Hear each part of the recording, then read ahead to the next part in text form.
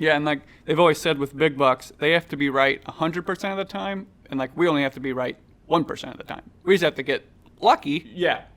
But that buck's trying to live and be right 100% of the time. Yep, and that's why they're so good at it. Yep.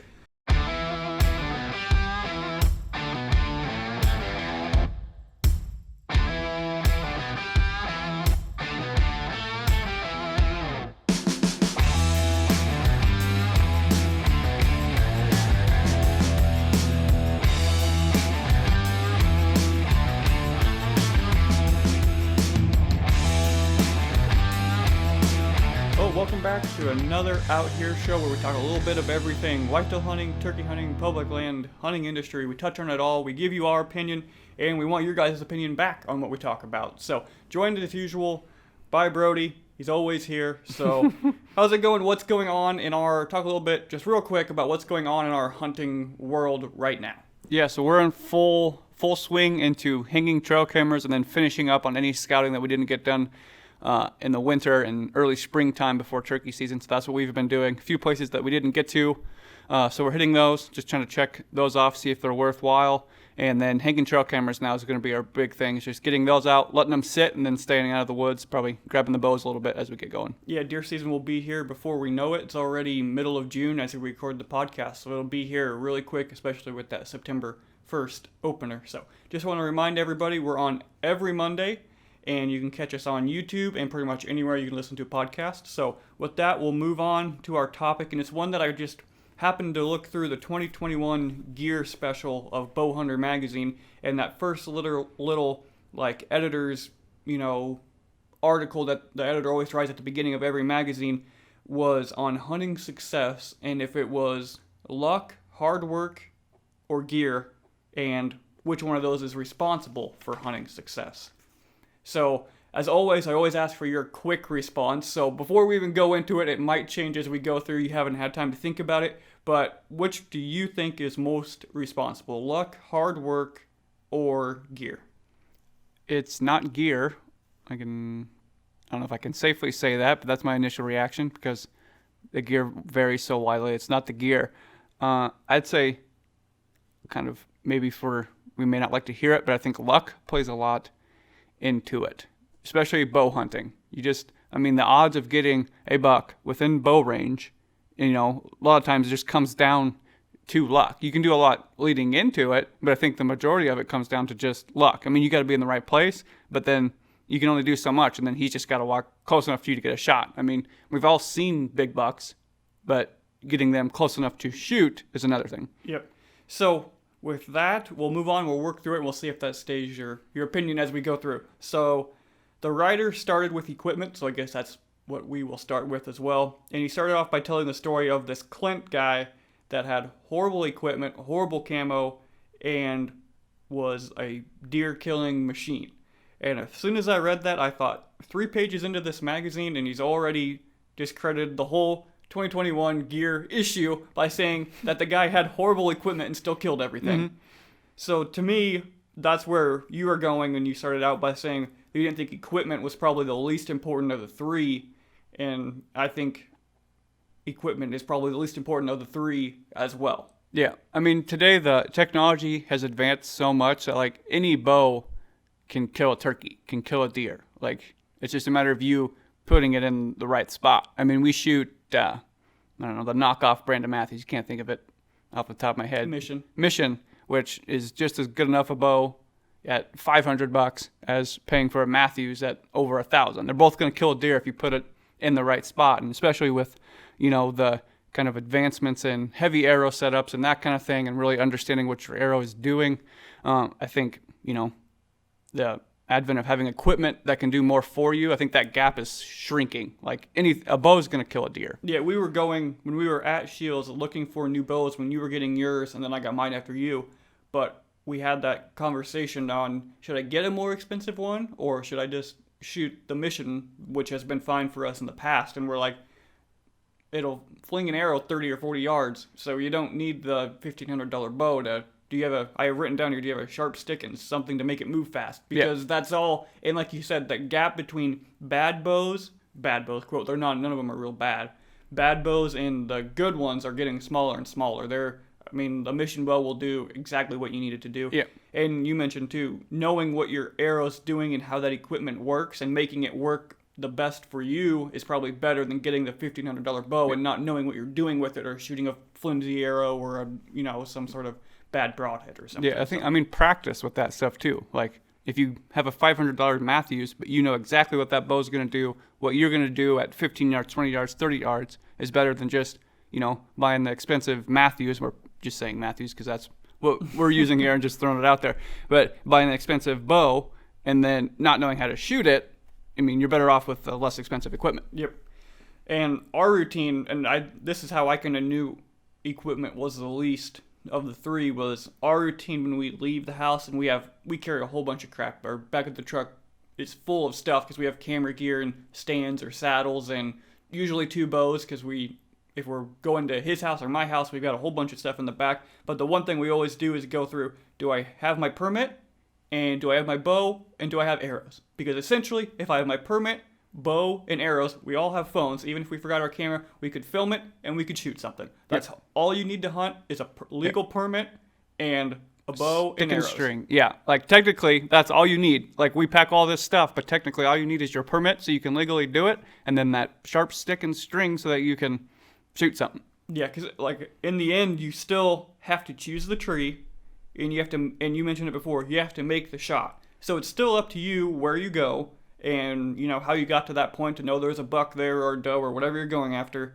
And you still have to make the shot when it counts. Mm-hmm. The Sitka pants and your Millennium tree stand aren't going to make the shot for you. So it doesn't do you any good.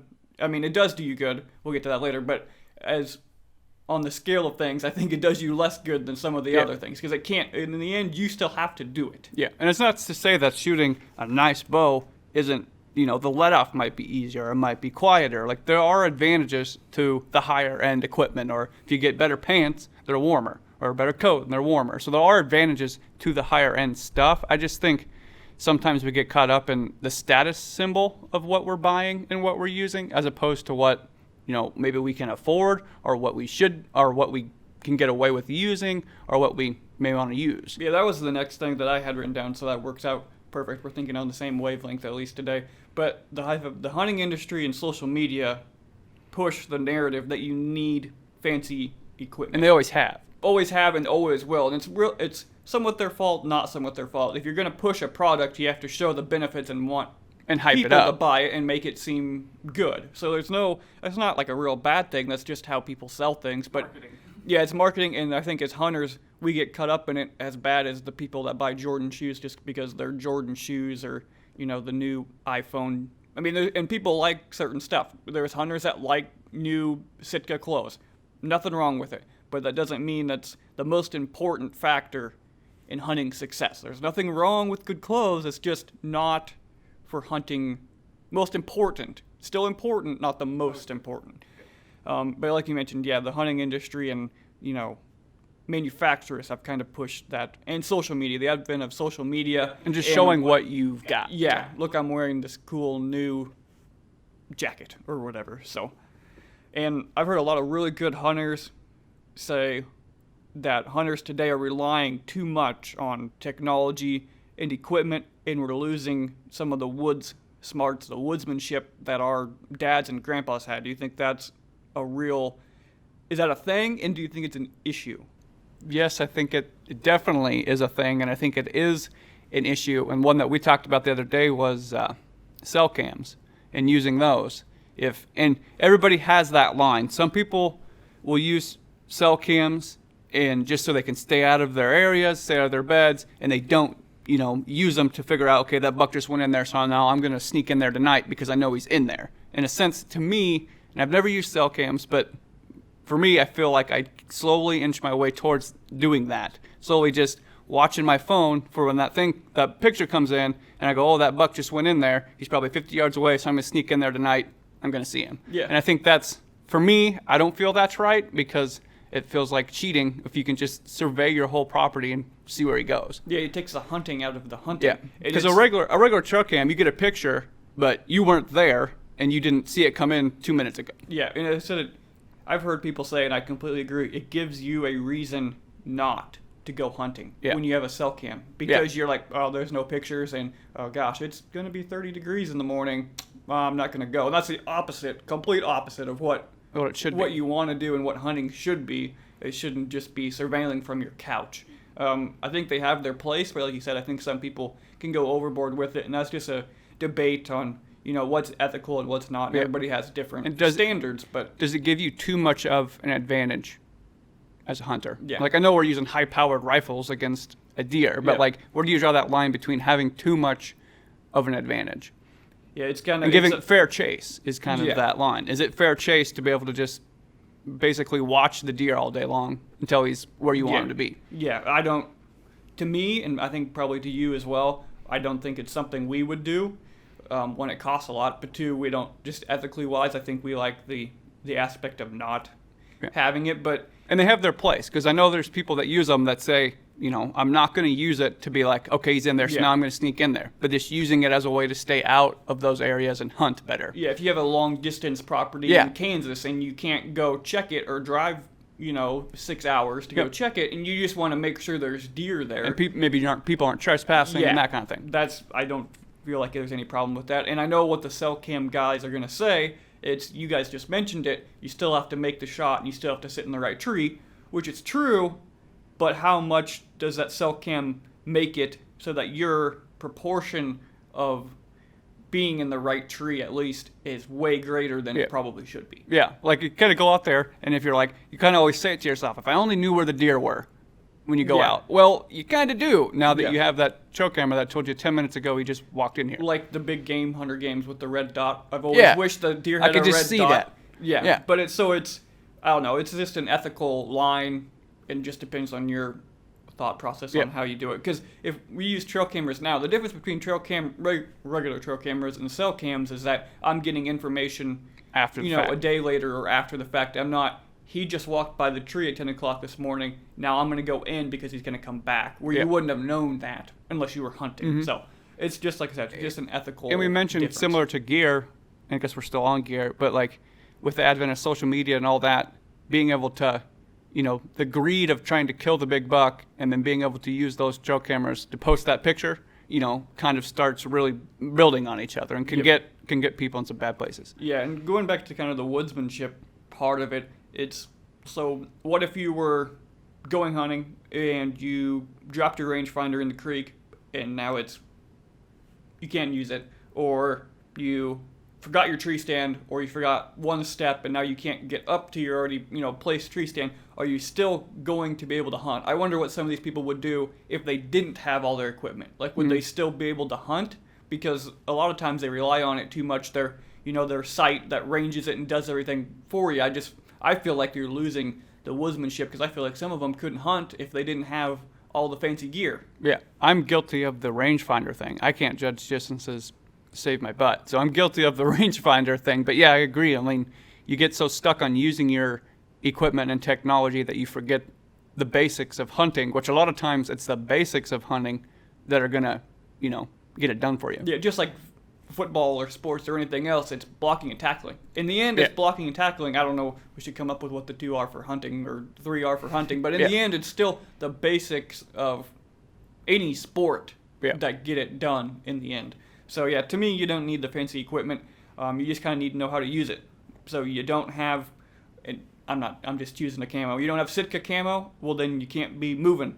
You have to make sure can you sit still then? You know what I mean? That camo, if you can't sit still, it might be worth getting the better camo, because it might keep you concealed more. Yep. And no stand, you might have to learn how to hunt from the ground. You might want better boots. Yeah. So you can walk wider. Yeah, it's just different, just adapting to the different thing. You have a crappy bow, like you mentioned before. Better practice more, so you know how it's going to shoot and you're proficient with it. Set it up for yourself so that you know exactly what that thing's going to do. Yeah, so in the end, I think it's not what equipment you have, it's what you do with the equipment that you have. Yep. So, and the thing I've written down too is the barrier to entry for hunting is super low. But going back to the social media, the hunting companies want you to think it's super hot. Yeah. That you need an expensive tree stand or an expensive bow or expensive camo or expensive boots. And like you said, not going to lie, that makes it so much better when it's 30 degrees out and you have good First Light camo on and you're not freezing or you're not wearing 18 layers, it helps. It's not saying it doesn't help, but in the hierarchy of what's important, we think it's lower on the list. And the Walmart challenges and stuff that you see on YouTube, while kind of gimmicky, do a good job of like showcasing to a wide audience and a young audience that you don't need all that stuff. You could go to Walmart, buy what you need, and go off hunting. So those do a good job of showing that. There's so much with online shopping. Even there's a Walmart in every city, or hunting, stores or your local hunting store. You can go get something if you were a new hunter, and you could start. You go buy. Heck, we use the cheap trail cameras, one, because we're on public land if someone steals them. But you can go to Walmart right now and start scouting and putting out trail cameras. And those cheap trail cameras now are 10 times better than the expensive trail cameras even 5-10 years ago. Yeah, they do perfectly fine. So, again, we want to know what you guys think on all this. So, I really want to know what people think on the cell cam issue, where they lied. Do you think, are you for it or are you against it? Kind of where do your thoughts lie on that? And then just what do you think about hunting equipment in general and where it ranks? So now it's time for our top 3 segment.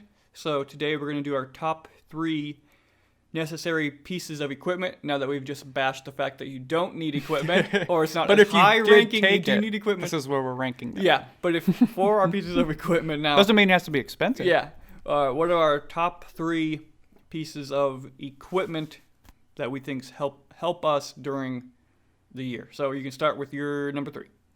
My number 3 is a grunt call. That's something that I've used more here in the last few years, and all year long, all season long, I've used that grunt call. So while not very high up on the list, I have used it a little bit more. Yeah, and I never used to use them all that often, but we don't do a lot of just blind calling, but it's just if you see a buck out of range, and we've started to use it earlier in the year than I think we ever used to in the past. And had a little bit better luck with it, I think. And it depends, too. Public land, sometimes they just hate hearing that. They run away. But my number 3 is a backpack, or just with our mobile hunting aspect, it's being able to carry. It's one of the things on my list to actually get that's good this year, because I realized how bad the one I have is. And that's just being able to carry, whether you're carrying a tree stand, carrying all of our stuff, our camera gear, your steps, all that stuff that you carry with you. I think a good backpack, especially for mobile public land hunters, is important. That way your back's not hurting by the time you get in there. You can feel like you can walk where you need to. You can set your stuff up quick and quiet. So I think a good backpack is important. That's why it's on my number 3. Yeah, and I think that's important just for like being able to stay organized, especially with, like you said, mobile hunters, having all that stuff, staying organized so that you can move in quietly, like you said, set up where you need to get set up when you're really close, staying quiet. And that kind of goes into the whole just how you carry your stuff in, essentially, setup. But I think that is important. And my number 2 is chest waders. I said when applicable, just because if we can cross water, which has helped us in the past, we didn't really have the chance last year, I don't believe, on any of the pieces that we hunted.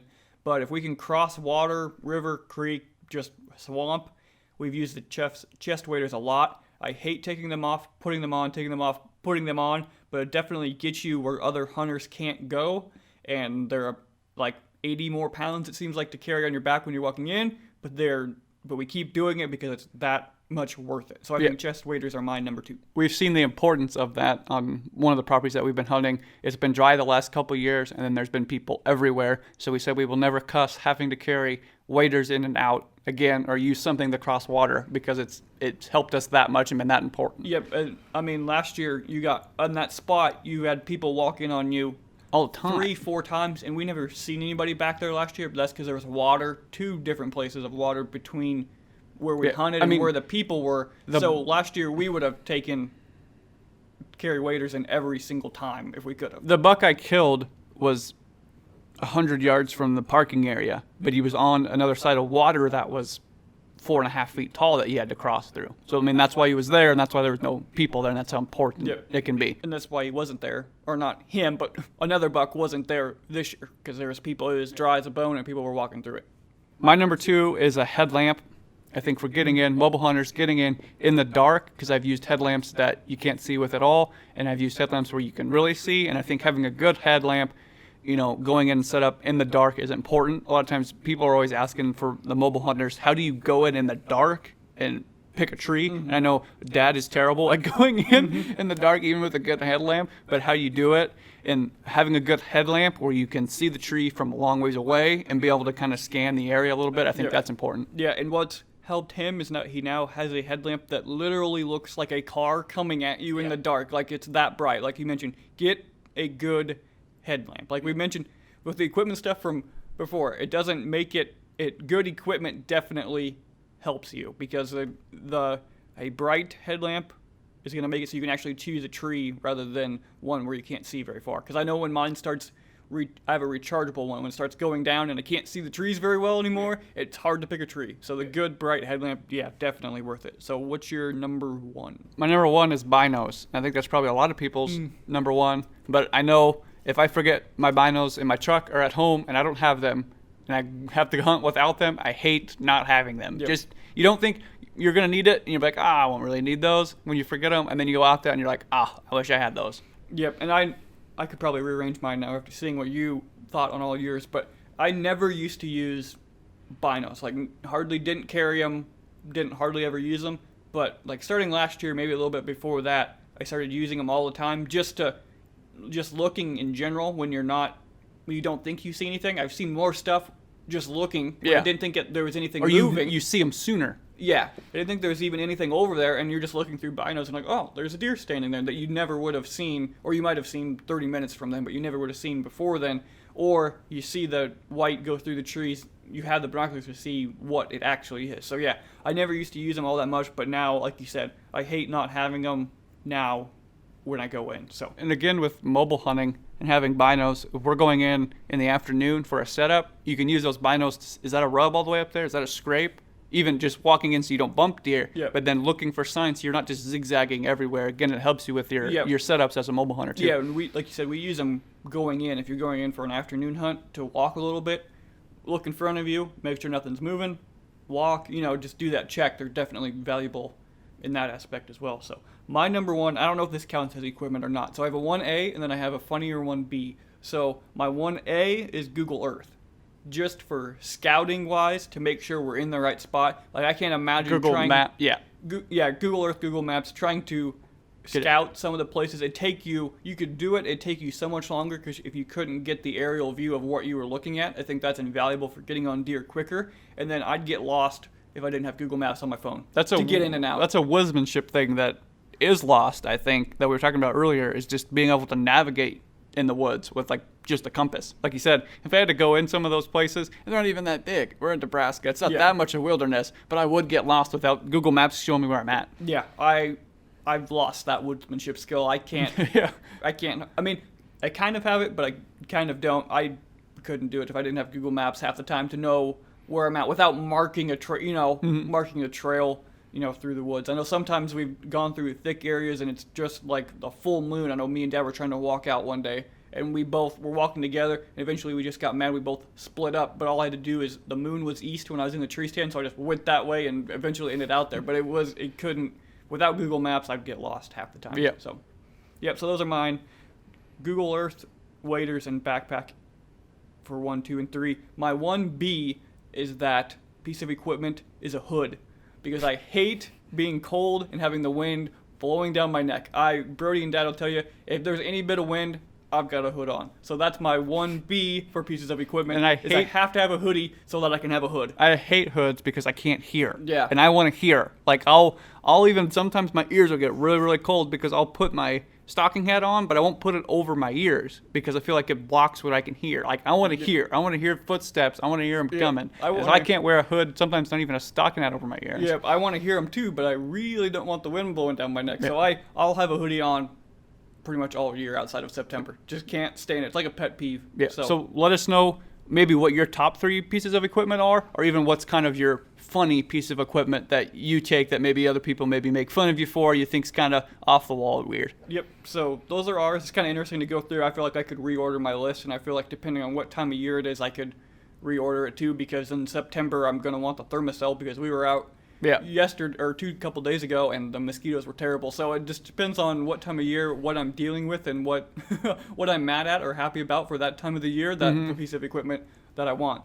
We'll move on now to luck. I think that's the one Brody said earlier that he thought was maybe the most important. We're just going through the order that the rider went through. So I think as someone who doesn't have it, that is huge. Yes, I would agree. We tend to complain a lot about if we didn't have bad luck, we wouldn't have any luck. But I think, and hard work goes into that, but luck is a lot of it because we've seen some pretty big bucks that we'd be more than happy to shoot, but they're not in range. So it's like we saw them, but and then you kind of look and you think back, what could I have done differently, to be in a better spot? And sometimes there's things you can do looking at the wind. Oh crap, I should have seen that rub or knew that he was going to come down this edge. But a lot of times it was just luck. I just happened to be here and he happened to be 40 yards over there. I needed to be 20 yards that way, but there's no way literally nothing here to tell me I should have been in that straight tree instead of this straight tree. It was just when I looked at this tree and thought, I'll stop here instead of going up 20 yards. So that's all pure. Yeah. To me, anyways, that's all pure luck. How are you supposed to know to choose this tree and not that tree, everything else being equal? Yeah, and you can't, you just don't know what you don't know sometimes. So it's just luck, especially with a bow. You just, to get him that close, when you think about the odds of that happening, to get a deer that close, especially a mature deer and big deer, it's just like, how does it even happen? If you think it through, it seems nearly impossible. So say you even have 80 acres. Yeah. Now you have to choose one spot where you're going to be, and then that deer has to walk by within 20, 30 yards. He has to walk by the day you're there. In daylight. Yeah, at the time you're there. And then not only that, he can't see you draw. He can't smell you. You can't screw up. Yeah. You have to make the shot. You have to make the shot, and you have to find him. How in the world do you even make it happen? When you have to put all those odds, I need some math guy to tell me, what are the odds of being in the right tree within 20 yards of a buck, walking by at this time? What are the odds? It's got to be. It is finding a needle in a haystack. Even just going out and seeing a deer is essentially that. You got to pick sometimes on huge amounts of land. Find the one spot where you set up 50 yards from a group of bedded does. You went and chose all this, and you happen to bring all that together to just even see a deer. You literally sometimes. have to be there to make it happen. You have to be there at the perfect time. Not off by any amount. It's ridiculous. Yeah, and they've always said with big bucks, they have to be right 100% of the time, and we only have to be right 1% of the time. We just have to get lucky. Yeah. But that buck's trying to live and be right 100% of the time. Yep, and that's why they're so good at it. Yep. But kind of going through the luck thing, I have an example is when we went down to where we hunted last year in western Nebraska. The first time you went in, you seen a buck leaving kind of this marshy area going out into the sandhills, and then usually, so you're like, I'm going back in, he's going to use the same trail. Usually when we do that, they don't use the same trail. It doesn't work out. You went back, he did the exact same thing. If he would have been a little bit bigger, you probably would have shot him. But that same morning that you passed up on that one, I seen two deer walk in a different area, walk in one spot. So we're and one come back and bed down. Mm-hmm. And so we're like, okay, worked for birdie, they should be on a pattern. We went back to that exact tree the next morning. He walked 80 yards on the other side of us, and we never got a shot. So the one did it where it worked out, and the other one didn't. Took the same trail my buck did. Yeah.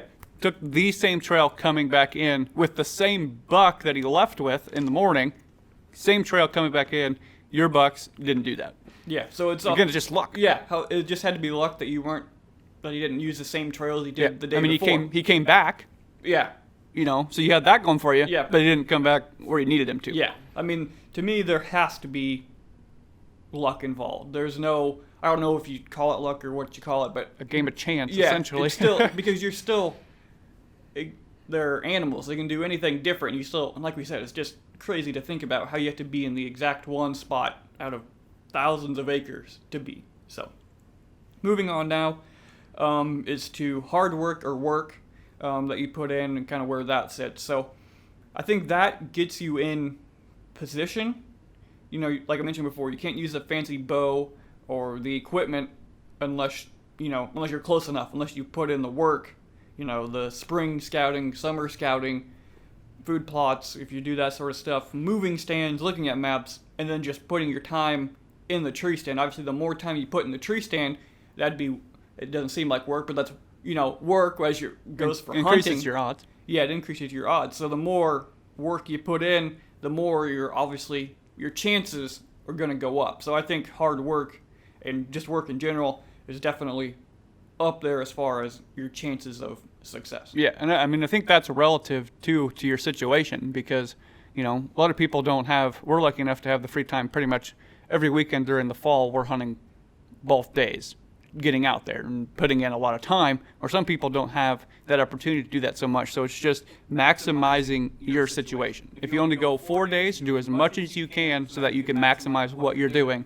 on those 4 days. Yeah, so that you're in the exact right spot for that wind, for that temperature, for that, you know, November 2nd day or November 22nd day, whatever day you can go, you're maximizing it, but that takes the work beforehand. Yeah, so maybe you can't hunt as much, but maybe you have enough time to sneak out there and be able to set trail cameras or, you know, drive past after work quick and be able to monitor the property that way. Like, work can come in different forms, not just sitting in the tree as much as you can.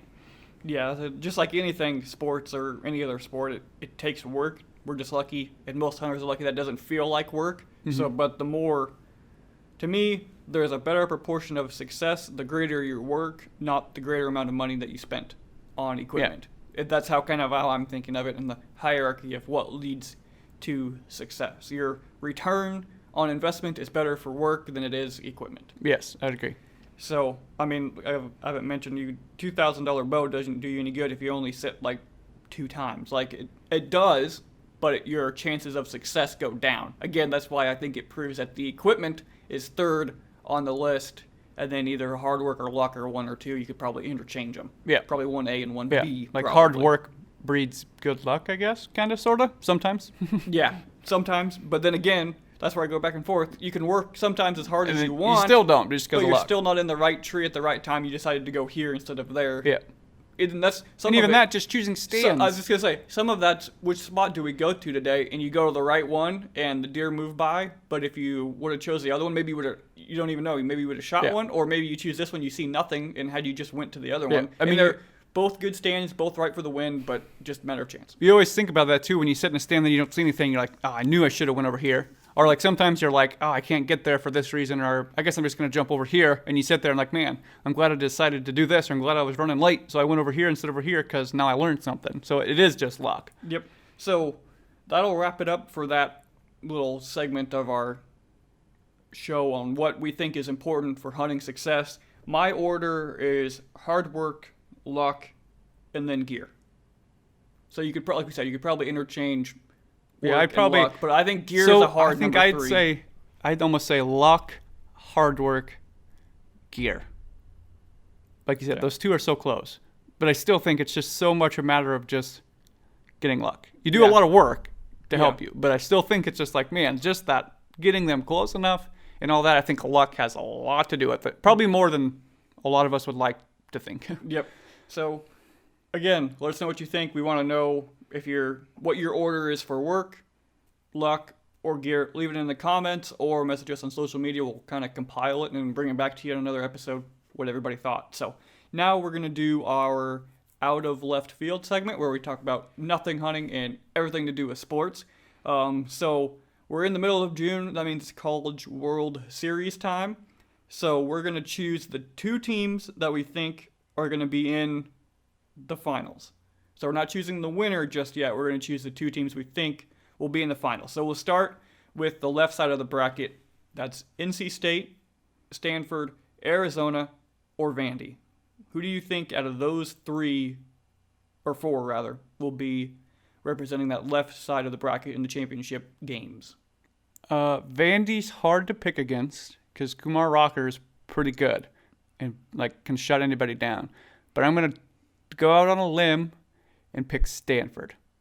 The way they played Texas Tech in their super regional. So I'm picking Stanford kind of as a slight surprise there. Okay, that's the team that I was going with too. I don't think NC State, although they beat Arkansas or Arizona, probably have it. It's between Stanford and Vandy for me. But for some reason, I just think Stanford, like you said, the way they played Texas Tech, I just think they're on a little bit of a roll, which has a lot to do with, how teams play in the postseason. So I think Stanford too out of that left side of the bracket. So going over to the right side, which may be a little bit more open, Tennessee, Virginia, Texas, or Mississippi State. I think that's definitely the harder side to be in. And That's a hard one. I don't know what to say about Texas.